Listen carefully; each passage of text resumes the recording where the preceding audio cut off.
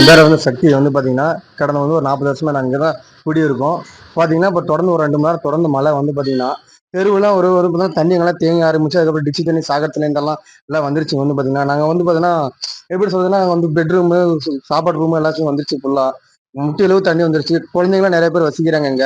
அவங்களுக்கெல்லாம் ஃபுல்லா கஷ்டம். நாங்க நெறைய டைம் பலமுறை நாங்க வந்து பெட்டிஷனும் போட்டு வந்து எல்லார்ட்டயும் சொல்லி பார்த்தோம். யாரும் எந்த ஆக்ஷனும் எடுக்கல. அதனால நான் என்ன சொல்றேன்னா, இந்த மேற்படி யாருன்னா நீங்க தண்ணி மழை காலத்துல தண்ணி வந்து நிக்காத மாரி எங்களுக்கு சரி செஞ்சு குடுத்து எங்களுக்கு நல்லபடியா இருக்குன்னு சொல்றேங்க.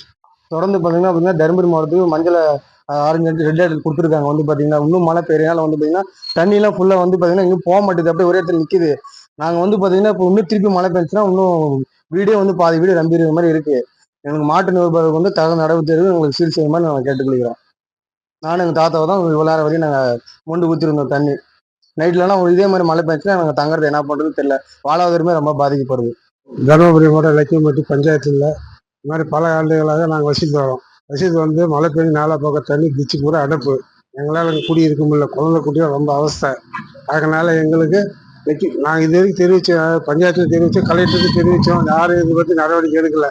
அதனால் நடவடிக்கை எடுத்து எங்களுக்கு இந்த தண்ணி மழை தண்ணி நீர் தேங்குற தண்ணி எங்களுக்கு சுத்தம் பண்ணி தருமாறு பொதுமக்கள் நாங்களும் கேட்டுக்கிறோம். இது மெயின் பஞ்சாயத்து வந்து லக்கியம்பட்டி ஸ்கூல் வீதியில் இந்த மாதிரி நிகழ்ச்சி நடந்துகிட்டே இருக்குது. யாரும் ஒன்றும் கண்டுக்கிறதில்ல. அதனால் நீங்கள் எங்களுக்கு வந்து நடவடிக்கை எடுக்குமாறு கேட்டுக்கொள்கிறோம்.